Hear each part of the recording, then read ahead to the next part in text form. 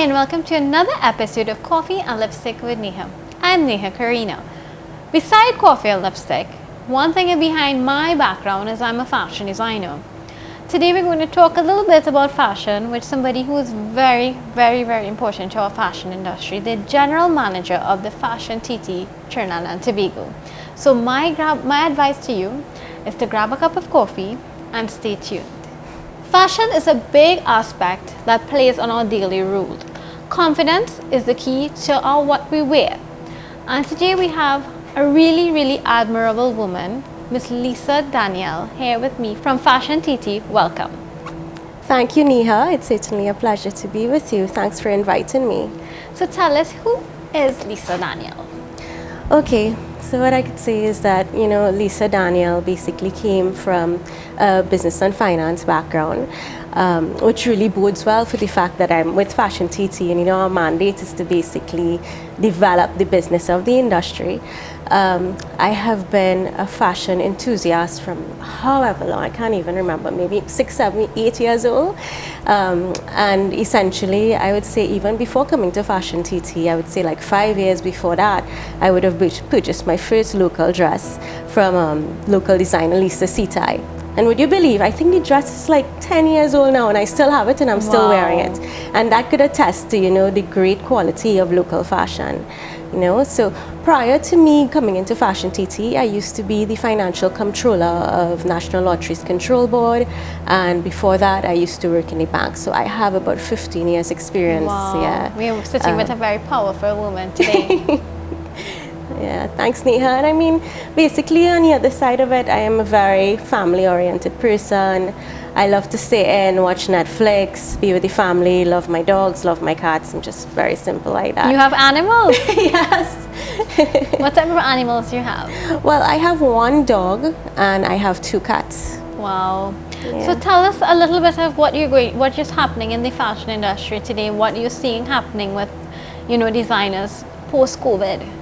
Well, when this whole aspect of stay home, stay safe came into play, and we had to be home from like March this year, and even now up to a certain extent, everyone was very worried, like, this is a very dark time. What are we going to do, And, in spite of that, I felt like it was also a good time because it allowed people to really look into their business and re-innovate and re-strategize in terms of, okay, what does my end customer really want? Let me reconnect with my customer. Let me re-engineer my business to see how I can meet the needs of my customer during this point in time.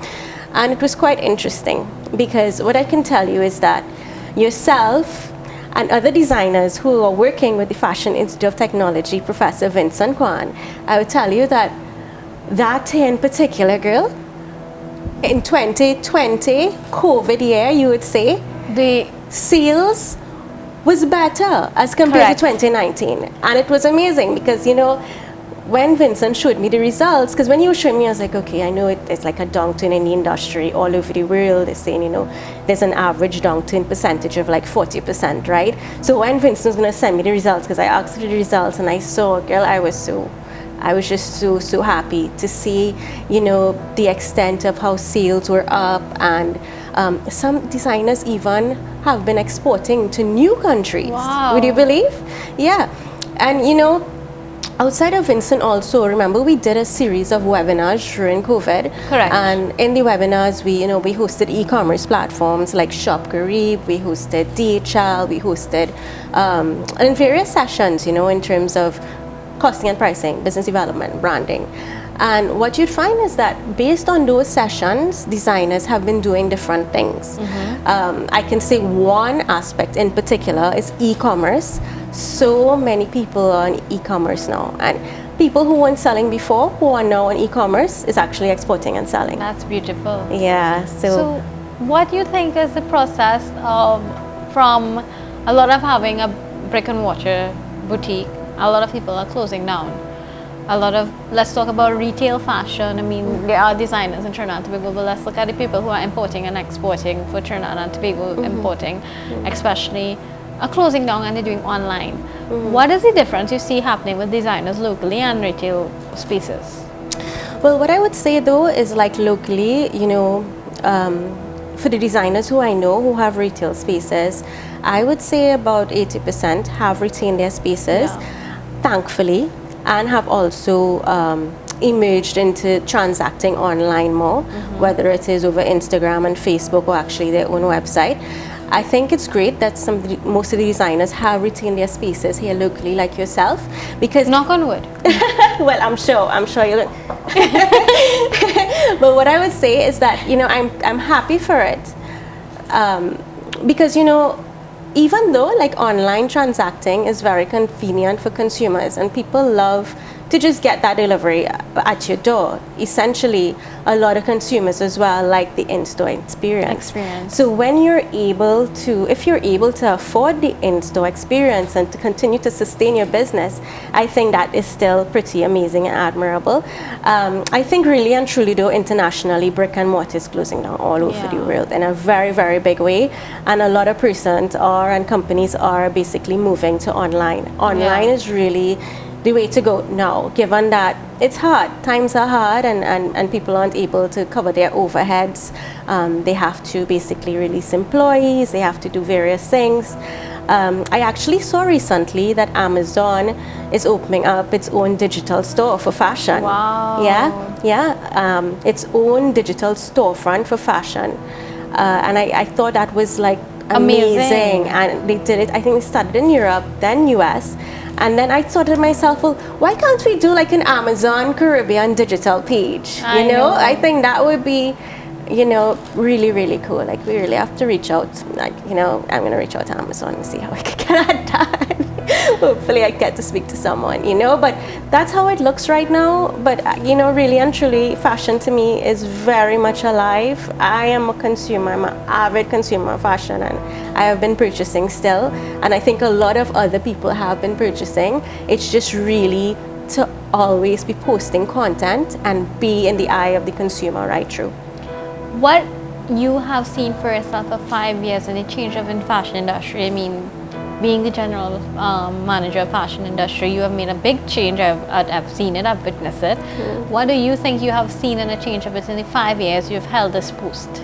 Well, I'm going to say, and I'm going to quote the strat plan. So when I first started Fashion TT, the strategic plan for the fashion industry would have been completed at that point. So it was in the developments before I came. And within the strategic plan for the fashion industry, it basically spoke to the fact that the fashion industry, and we're just speaking about fashion because fashion has functional, which is like medical, sweats, and support services, right? But when we're talking about fashion, we're talking about yourself in terms of fashion designer. And based on the research within that plan, they basically said that at that time there were 77 designers within the industry. Based on the data they collected, whether it's surveys, phone calls, and the like, they basically said that cumulatively, annually, we were making something like $13 million. Wow. Yeah, TT, and that was low. And when we started collecting data, working with designers, really pushing our capacity building seminars, working with Vincent Kwan, working with various retailers in terms of providing opportunities and just continuously being out there promoting who we are and designers coming to us. I would say that our database built from 77 right up to about 308 now currently, and I would say that's a combination of collection of data that may not have been collected before, but also that the industry is expanding. Correct. And there are a lot of emerging and intermediate designers coming into the industry, whether it is from UTT, because I know UTT has graduates, about 16 graduates every year, right? Graduate, but I think that right now I've seen that the fashion industry is depleting as well in the education sector of things as well. Yeah. Because I've been speaking to a lot of designers who are in the program right now, and they said that they're not getting that opportunity that we had at that time. Right. And the experience that they're all grateful for. Mm-hmm. Even you spoke about Lisa Titai. She's the one who taught me how to sketch. Yeah. Because she was my lecturer in UTT as well. Mm-hmm. And every year, as you said, 16 people come out. Yeah. And the knowledge that comes out from UTT or even any fashion school is a product. Exactly. Agreed. And before that, I know, like, right now, I think what's happening is that the new age, I don't know what you think about it, is actually getting an opportunity from the fashion TT these days, because everything was the established designers, the old school things, and there's so much creativity that people are not selling, and they're not recognition, and they're not seeing the talent for the youth. Exactly, and it's true in terms of it. So that's why, like, we have basically emerged on a experience city fashion campaign, which is essentially shop local, support local. But at the end of the day, it's not about supporting local. It's that I love local. I love local wear. I love quality, unique local wear, and that's why we termed it experience city fashion. Right? I remember something like that. Because you need to experience it. So basically, within the experience city fashion, every Monday, Wednesday, and Friday, we promote local designers. I've seen that. You've seen it, and it's different designers every time. We basically highlight their story. We highlight where persons can purchase, how they can purchase, how they can get in contact with it, social media, and we also do Designer to Watch Instagram lives every Friday, where we showcase a full stream of designers emerging into media. Yeah, because we want people to know as much as possible, especially now. Why are you importing clothes when you can buy everything here? And basically, you can get local fashion delivered to your door. Yeah. And it puts more effort, and you look different. I'm tired of people having the same thing over and over and over. The same blouse, the same pants, the same skirt. Yeah. And it was like, where you got that? I got that there. I got it there too. And how much time do you go to a fete, maybe a party or a puja or a family gathering, and you'll see the same thing you'll see once. I remember going to a charity function, and the girl who was actually collecting tickets met a girl who was attending the event with the same outfit, and it's like this movie Sex and the City where you saw Samantha and Miley Cyrus in the same outfit. It was legit a similar situation where an elderly person wore it and an 18-year-old girl wore it. And you need to create your style and embrace it, I think. Exactly. Like this dress, I have one, for instance. This dress is from a local designer called Identity Clothing, and it's really a line that speaks to being conservative. So your arms are closed, it's 3/4 in length. Women who wants to be conservative, they're religious, but yet still they want to look stylish. I won't say like I'm overly conservative, but what I say is I love military looking dresses. So I told her I wanted exactly this, and she made this for me. And it's different. Like if I go anywhere, I'm not going to see anyone with this dress on at this point in time. And what you said is very true. One of my friends owns a store, but she's more of a retailer. She imports. And when I walked into the store to see how she's going, she was like, "Oh, I like your dress." And I'm like, "Yeah, thanks." She's like, "It's local." And it's like, yeah, it is. She's like, "Yeah, I know it's local because it's different. You look unique. Like, I haven't seen anybody in a dress like that." So it's exactly what you said. I'm in the program for Fashion TT, which is a VIP program, right? What came about for you to introduce Vincent and to give us these opportunities? Okay, well, thanks for that. The program has actually been the cornerstone of the strategic plan. Like, that's the biggest program of the strategic plan. All projects within the plan basically underpins from that program. And that program is a 4-tiered program. So we have the 4th tier, which is the entry-level tier, which is really basically open to anyone who wants to go and view webinars and workshops. For those workshops basically to train designers in core business fundamentals. So you will find workshops in development of your business plan, costing and pricing, marketing strategy, record keeping, and all the like. That program is a year, and we've partnered with Netco to administer that program. So Netco basically, given that they have been in the business for some time, they procure the educators, and we basically operationalize and run it. So we do that every year, and we're going to start it in January 2021 again. The third tier is a business mentorship tier. That's a tier as well that we partner with Nedco. So between Nedco and Fashion TT representatives, and in 2021 we're going to be bringing in a fashion management professional, we are going to be providing mentorship, one-on-one mentorship to designers who are advanced to the workshop stage. They have a business model intact, they are doing well, but they need to commercialize a little bit locally, a little bit more. They need to expand, they need to understand what it is to do business in TNT and the region. That's another annual program, that's a hand-holding program. The tier above that is one of the more advanced tiers, which is with Vincent Kwan, the FIT professor. And within the strategic plan, they said basically, we should contract an international consultant to do this. And it's a great opportunity, I must say. I mean, I'm in this program, and beside that, you get a motivational talk. Come on, you need to meet your figures. What's happening?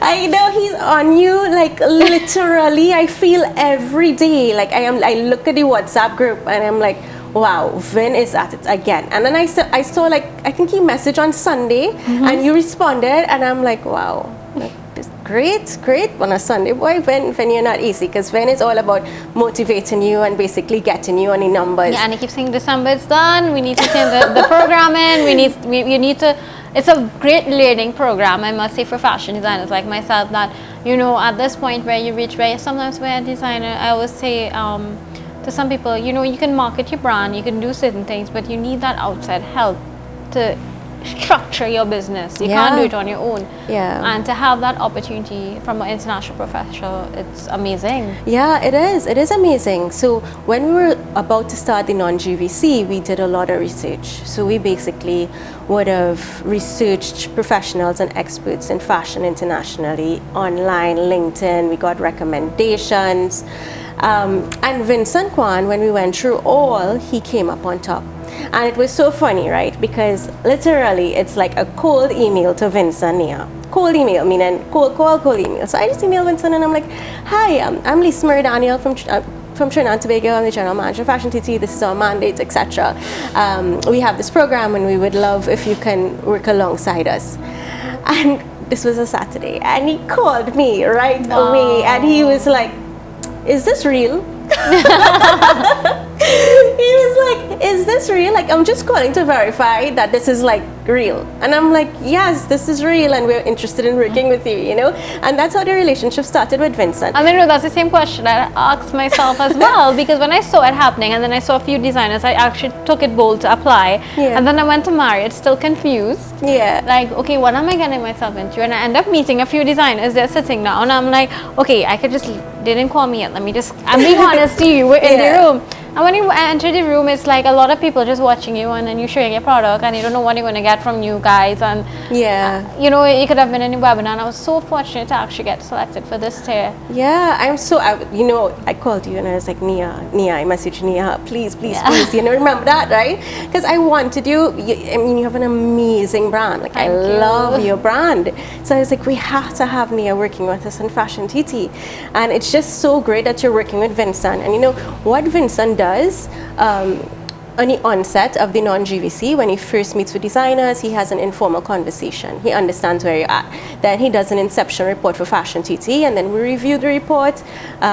We converse with him back and forth in terms of what we want. And then we have interim quarterly reports after that, where he provides the progress of each designer. And then thereafter, at the end of the program, you see revenue increases. Like, I'm always so proud to report to the Ministry of Trade about all the revenue increases you see in businesses and exports as a result of Vincent's program. What was the next step beside from there? So Vincent's program is essentially one that's supposed to make you like, you don't need any support after Vincent program. You don't need any support in terms of structuring your business. Basically, you are just on the level that you're just there to export. You just want support to export. So essentially, the other tier to that is the global value chain tier. And that tier is one in which we go on trade missions all over the world to meet buyers and consumers who are very much matching with the aesthetic of the designers here and who have the buying power to purchase. So what we do normally within that GVC is that we would consult with stakeholders who are in the tier, find out exactly what markets they wish to go to based on their own experience in those markets. And then when we also do some market research with Export TT in terms of what markets are best for our type of fashion in Trinidad and Tobago. So that is a 3-year contract, and That's basically, wonderful. and over a 3-year period, we go on trade missions to different areas, basically to meet buyers, and we do our research before going on those missions to ensure that buyers are ready and waiting to meet. So it's not a superficial, let's go in a store, a superficial marketing It's a mission. plan. It's like we have to plan months before, and then when we go, we hit the ground running. Now, right now with COVID, there's nothing like traveling. There are travel restrictions. So what we're doing, we've been talking to the Caribbean Export Development Agency, we've been talking to the Organization of Eastern Caribbean States, Export TT, and this coalition essentially is working together to do a regional virtual trade mission That is amazing. with 20 designers, That's inclusive of our designers in Trinidad and Tobago. And this virtual trade mission will be done 3 times a year, just like if we were to be traveling. And we will be basically doing our planning as usual, targeting our buyers in different territories, targeted territories, and making sure that the buyers come on a virtual platform. And it's going to be an excellent, impactful, visually lovely, immersive platform. I tell you, it's going to be sounds amazing. amazing. Yeah, the nice thing about going virtual, girl, is that it doesn't restrict you. So essentially, we could say that we want to meet with buyers in New York, we want to say meet buyers in Miami, but people from Europe can tune in, people from UK can tune in. It's not restrictive, but we focus on various territories to ensure we get the attention, traction, and the buy-in.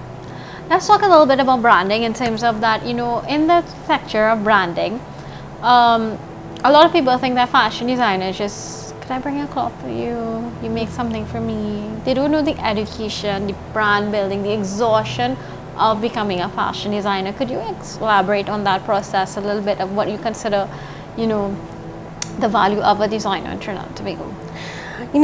From a branding perspective, I would say that designers within Trinidad and Tobago they have the edge. You can't really brand a retailer, but you could brand a designer. Local designers have the edge because they have a unique product, right? Our fashion industry, you have a unique product, and the reality is behind that product is a brand story. Correct. And for everyone I can say who I speak to as a local designer, they have such strong brand stories. In branding, you need to have your brand story, because people would say, okay, well, your product looks nice. Yes, it's unique. It may be a little bit more expensive, but you know what? Maybe it is I can just go and buy from my friend down the street because it's a little bit cheaper and, it's more convenient, maybe. But what really appeals to the end consumer is the brand story and the relationship. And a very important aspect of branding is the customer experience and perception. So it's like someone going to a designer and saying, oh, make this for me. I mean, I would never come into the store, Neha, and say, Neha, I want you to make this for me on the side. I'm going to come here and look at your products. And that's what designers need to be saying, that this is who I am. Yes, I will make it for you as a custom piece, but see what I do. Experience my brand. Understand my story. And that is why we have the edge.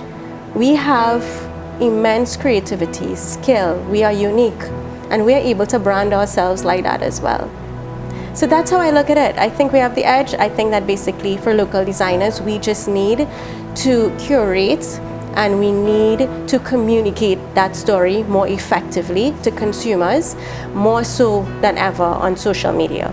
Go on your Instagram stories, talk to the end consumer, say who you are, show the process of producing a piece. All those things really, really ties in a potential customer.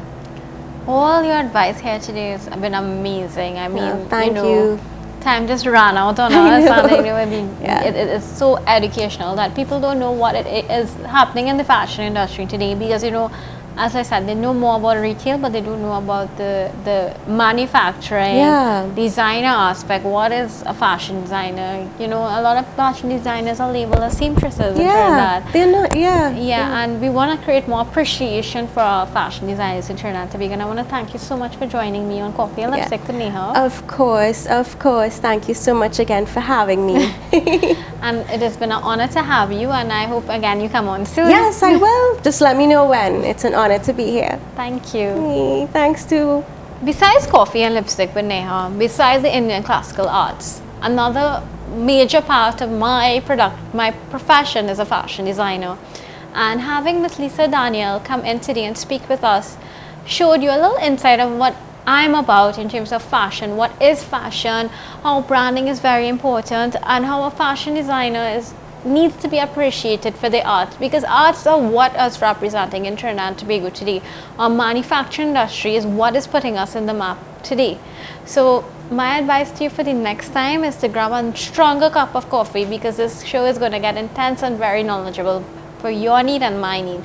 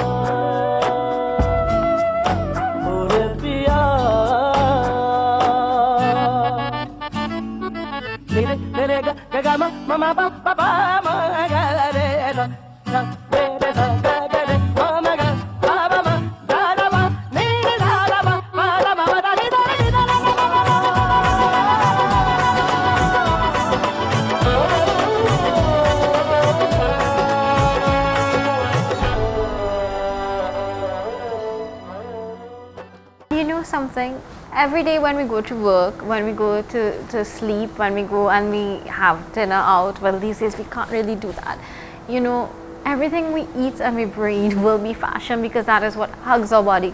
It's our clothing, is our aspect of life, it's our livelihood. Even the undergarments that we wear is designed just for our bodies, for breathability. It is made by a designer, of course, it's designed by a designer. And today we have the lovely Crystal Cummingham, who is a radio personality, as well as she has supported the fashion industry in such a major way, where it comes to being a pop-up shop, a hub on Instagram, which promotes fashion designers as well. We get an insight of what's happening with Port of Spain Fashion Week, and we have so much more for you to come. So my advice to you is to grab a cup of coffee, maybe put on some lipstick if you feel like it, and stay tuned. Fashion is a great part of our aspect of our lives. It's every day in our lives. We wear clothing, we breathe clothing. We can't do anything without clothing, from our undergarments to our shirts to our pants to even the accessories. We need fashion. Fashion could be a t-shirt, it could be a shorts, anything. It is cloth. It is something that we wear every day. And today we have my very good friend, Miss Crystal. Thank you for coming. Thank you for having me. Today for Coffee and Lipstick with Neha, where we talk about how fashion is being affected in the COVID pandemic. So Crystal, tell us, what do you think is happening in the fashion industry today for fashion during the COVID period? Well, Neha, once again, thank you for having me. It's so good. I can see that you as a designer, and this is a great example of how the COVID-19 pandemic has impacted the fashion industry, because more now so than ever, we all have to look for creative ways to pivot our business. So of course, let me take a moment to commend you. Thank you. For going in this direction, because fashion, media, entertainment, it all goes hand in hand. And I think many other designers, at least for us here in Trinidad and Tobago, unfortunately, some of us would have had to make some very, very tough decisions about the future of our business. Some designers were forced to go online, you know, to actually push their sales more and to connect with their customers more, simply because of the lack of people being able to, say for example, how you have a store, you from your personal experience would know that not as much people can come into your store, and especially when you have a custom design label where you do custom orders for persons. It made it a little tricky to be able, to measure and interact and get. So I think a lot of businesses definitely in the fashion industry would have been impacted because, we're a party people here. Correct. And we definitely love to dress up when we go out, and with the lack of events to go to, where are you purchasing these, designs? What events are you attending? So I think it has had a great, big impact, but at the same time, it's also forced a lot of creativity It's forced a lot of creativity out of people. I've seen designers come up with novel and unique ways to tailor their brand for the specific market that we are in. So, for example, one of the things we've done at Port of Spain Fashion Week is we've had our very first online pop-up. It was the first for Trinidad and Tobago, and we provided an avenue whereby we used, a video conferencing software, and each window in the software essentially represented a virtual window shop for each of the designers, where they could have displayed their goods, and anybody from anywhere around the world, we didn't have international customers, they were able to log in and purchase directly online through the help of WePay, who is our financial partner. Many of the designers did not have online payment solutions, so WePay would have assisted that and provided an avenue for designers to be able to take payments online, so they were able to get their goods sold. So do you think it's a market that even though we're not going anywhere, we're not attending anywhere, we are reaching a point where that where do we go with these fancy stuff, how we should purchase, how we should not purchase? Do you think people just buy because it's nice, or do you think that there's something going to happen that they will buy?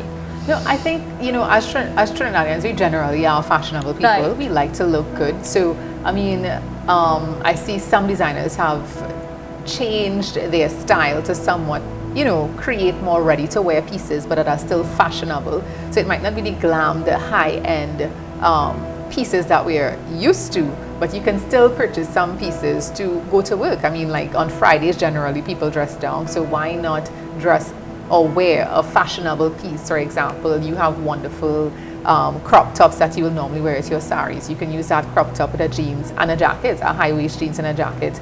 You know what I mean? So you can still incorporate elements of local design and style and fashion into your everyday workwear. Some people, if you have like a meeting to go to, you want to look your best for that meeting or a job interview, I think now is a good time to incorporate fashion into your everyday workwear style. You think people should start stepping it up because it's a boring life after 6, right? But even at home, you can have, a lot of people have done online parties with their friends where they dress up top, you put on your makeup, and you have like a nice glass of wine, and we can still gather in groups of 5 as per the regulations now. So even if you have a small dinner party with your family or friends, and you have it outside in your backyard. Do you think that accessories are becoming a big thing now more than anything else? Yes, I think because it's a way to make a very unique style or statement, or add a statement piece to even your simplest wardrobe. So even something as simple as an earring or a ring or a bracelet or a necklace can add that extra bit of pop. And I see more and more people are making a huge, great thrust towards local brands, and especially because we can't travel as we would have normally. A lot of people would have traveled and bought a lot of stuff. And because we are not able to travel as we would like to, I think it's a good time period for us to discover all the amazing local designers and artisans that we have here and actually support these businesses. Because when you support a local small business, the income stays in Trinidad and Tobago. Exactly.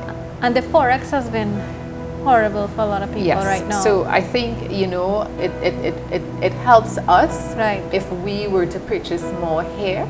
And when I say here, as in purchase our local designers, our local artisans, and support these small businesses. Because there's a little saying, when you actually support a small business, an actual person, a real person, does like a little happy dance, because they are happy to send out this good or this product, or to know that, hey, I can pay this bill this month.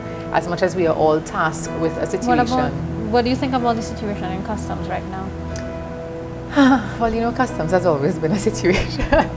I mean, right now we can't really TNT. import it up. They're saying goodbye to online clothing. It's been a hard, process where, everything is just becoming expensive. So Yes. the prices are raising online, then our duty will become high. Yeah, And then people not understanding the difference between that when you go and you buy the things, right? It is very hard to keep a certain markup. Things will get harder, I believe. Yeah. So I mean, if you look at, for example, in your own personal shopping, when I buy something online, I've noticed the increase in prices. So it's not just locally, internationally. Companies are faced with increased prices. Less people are out at work, so it's longer shipping periods because it's more volume of work, yes, but fewer staff to be able to deal with whatever demand that they have. So things are slower, but so shipping will take longer. The process is more tedious, I would assume, because it's a lot more work, and that definitely impacts cost. Fuel prices, it's been very, very shaky. And we know that right here in Trinidad and Tobago because we are highly dependent on energy reserves to be able to, manage our economy. So, yeah, with the custom prices being what they are, I think a lot of local businesses, we are not insulated from that. And it will be passed on to the consumer one way or the other. Port of Spain Fashion Week has been a big support for the local industry today. So you're the co-founder of Port of Spain Fashion Week. You support it. I mean, there are many other elements where they had different fashion weeks. They have different fashion weeks. But what makes you a little different is that you're keeping things going for the designers. Yes. And you spoke earlier about the pop-up shop. Right. What do you think, is happening with that now? You think that is a raise of increase for fashion designers? Yeah, I think it's definitely a way to go, Right. especially with the restrictions, because at the end of the day, we are not all the same. In terms of our business, some businesses will definitely do better, or should I say, have a greater impact in person, depending on the type of business that you have. Let's just say if you sell candles and oils, and it really requires someone to smell that, to be intrigued by it.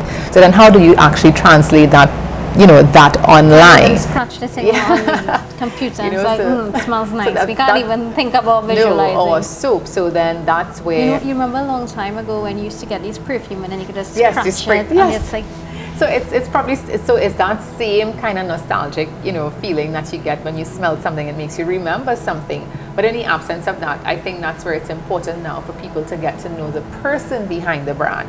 So that way, through the online pop-ups, what we did is actually interview each designer so that the persons who were viewing would have been able to get to know this person, understand them, and see that, this is who we are supporting. And in that instance, it made a difference in terms of some of them getting a lot of sales because we were able to do thousands of dollars. I'll just say over $20,000 in sales for the 2 online pop-ups we had. And I think as a first initiative, it was really good. so they were happy.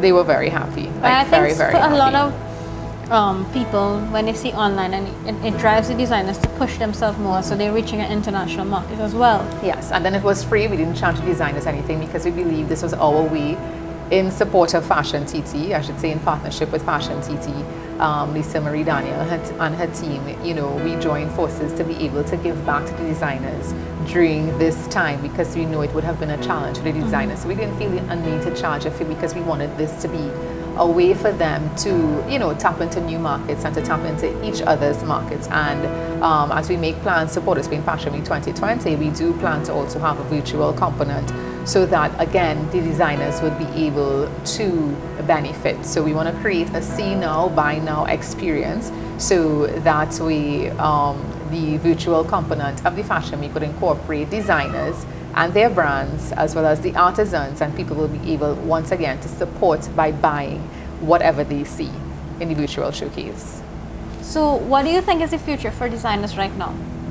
Well, if you look at the international markets and some of the major brands like Balenciaga, Valentino, they've all done virtual showcases, and their showcases have more or less evoked either happiness or travel because it obviously they use their showcase to remind people of things that we once enjoyed and to bring that happiness. So I think us here too in Trinidad, our designers should also focus on that. Don't stop designing, don't stop creating. Carnival is one of our biggest industries here in Trinidad and Tobago, and Makeup is also a big industry. Yes, makeup as well. So I think the designer should create clothing that reminds people of the things that we enjoy, which is definitely Carnival, partying.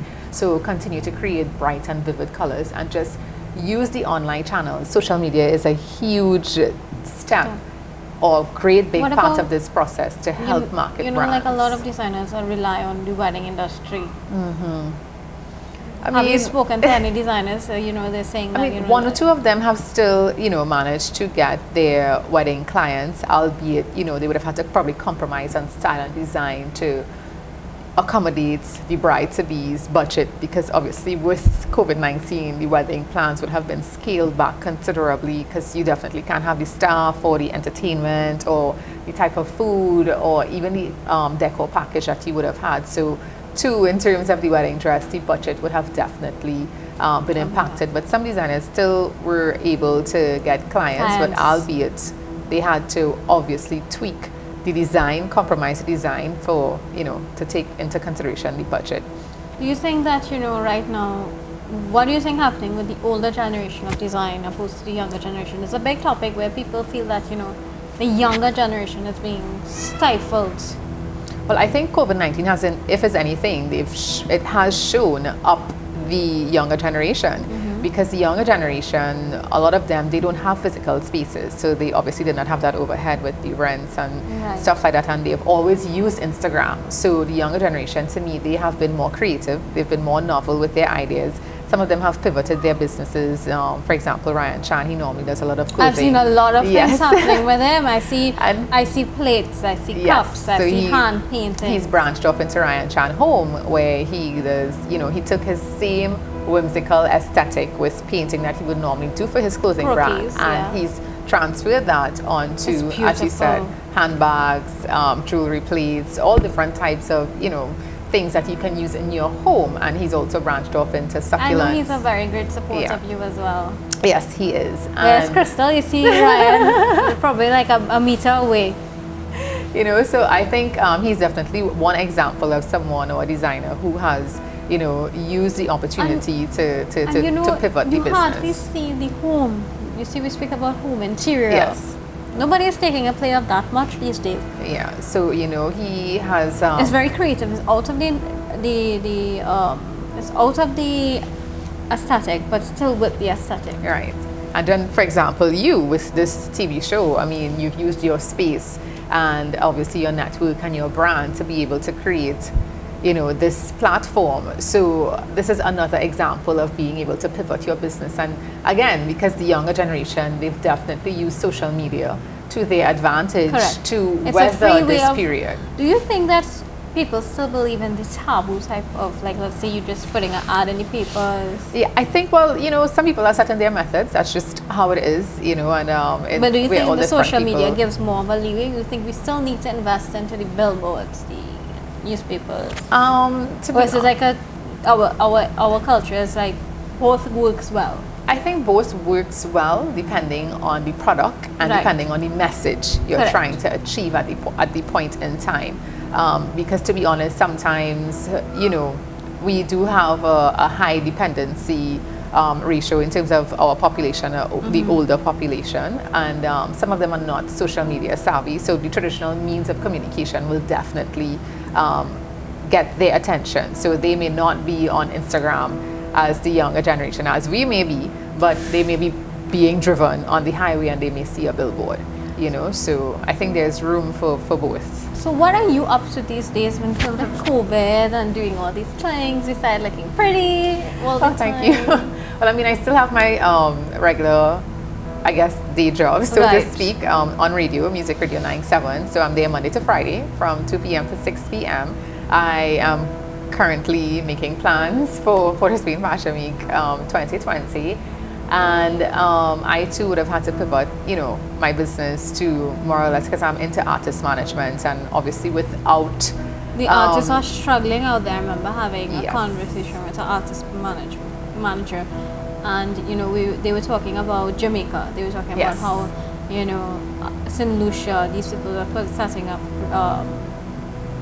record studios for their artists, and they struggle for artists in Trinidad and Tobago. It's a big impact. So we've had to definitely be more creative in terms of how we reach out to people and to brands particularly to, you know, support the artists. Do you think in that this like time. the artists right now they're thinking of have a lot of songs that they want to pump out, Well, it's probably like or again, has it depressed the creativity as well? some people, because it's just like an athlete. I would say if you are a gymnast and you're not practicing, or you're a runner and you're not sprinting every day, you sort of would lose your speed or taste. your discipline. So likewise for an artist, when they're performing, it's when they're most happy. It gives them crowd. It's just like, you know, with the cricket, the crowd gives you an energy. The cricketers are very lucky right now, I must say, to have CPL happening. It's amazing. Yeah, so but they still would, you know, feed off of the crowd and Correct. the energy of people. And you know, people will say that, okay, so, you know, I saw some post on like social media, 2 Carib stand tickets for sale. What are the prices? Yes. People are feeling the pandemic so bad. Yes. You know that, you know, they're excited. I think the TV became the best friend for everybody. Yeah, it could also be your worst enemy as well, Yeah. because as with all things, everything has to be used responsibly. Correct. And we've seen that in our society. If social media is used irresponsibly, the negative impact it can have for us culturally, racially, and for everyone as a whole. We have to also be responsible, especially during this pandemic time. We have to remember to be responsible, follow, you know, all the protocols of the various health authorities, you know, wash your hands, wear your face mask, social distance. And that's what made it hard for the entertainment and the fashion industry, because the nature of our business is that we interact with people to be able to sell our products and services, you know. So as for the artists, they definitely would have probably had the biggest impact, I think, and the hospitality industry to be able to weather. Trust me, hospitality. I'm it's feeling tough. it. Yeah, but you know, you know, we just have to think out of the box and outside of that box. So, as in well. closing, what do you think is your suggestion to everyone, artists, fashion designers, e-commerce, what social media marketing? What is your closing remarks that you think we should do right now for this pandemic? I would say don't give up. If anyone, And if they have the losses, they're facing the losses as well. The I mean, positive we've messages. all faced losses. I can tell you that I've certainly faced huge losses. For every month I had fashion events, one event planned at the Hilton. breakfast. All of that has The breakfast and fashion, gone. Yes. sorry, brunch and fashion. Yes, all of that has gone, and you know, it's something where depending on each individual, you will internalize situations. But I would say don't give up. There are different ways to handle every situation. There are different grants you can apply for. NEDCO has the entrepreneurship grant for small businesses. Once you qualify, you'll be able to get up to at least $20,000 to help you Restart. Yes, to restart your business. And then if it's a situation where you already suffer a lot of losses, exercise the different avenues there are to have your business streamlined. Closing down or restructuring does not mean failure. It means you're being smart about making a move that's necessary to ensure your survival. Your business can be channeled online, And you can start over anytime. Yes, and you can start over. Never put an age limit or a timeline on yourself, because one thing I love about the American society, you're never too late to start your dream, or you're never too old. Sometimes a setback just means that More success. yes. So don't give up. Crystal, thank you for coming on Thank Coffee you and for Lipstick having with me. Neha. Do you have one lipstick? A little bit. Yeah, I actually have on Maybelline Matte Super Stay. It's so neutral though. Yeah, it's a neutral kind of color. I can't remember the name of it, but it's the Maybelline one. They're new ink mattes, something, yeah. lip stains. Thank you so much. Thank you for having me, and continue with the great show, and of course wishing you all success in this new endeavor. Thank you. You see, fashion is our lifestyle. Fashion is struggling right now, but there are so much options of crafting and developing yourself and looking for other avenues in the industry to stay put. I mean, creativity comes within, and we can't be stifled. We just need to support our local fashion designers here in Trinidad and Tobago. Love your support, and will continue to appreciate your support in Trinidad and Tobago. Crystal has done so much in support of doing these pop-ups along with Fashion TT, which has, of course, she said she raised over 20,000 for these designers, and all in the support of building revenue and keeping a livelihood for employment. Because within our times, we are worried, we are concerned, what are we going to do? But with people like them helping and supporting us fashion designers and putting our platform out there, there's a journey where you don't give up. You need to understand that every local platform, every local designer, every craftsmanship is ambassador of Trinidad and Tobago, and our local industry, our local businesses, our local livelihood will make our economy better. So thank you so much for joining us at Coffee and Lipstick with Neha. I do hope you enjoyed our episode today, and I look forward to sharing another episode next week, same time, with you. Thank you.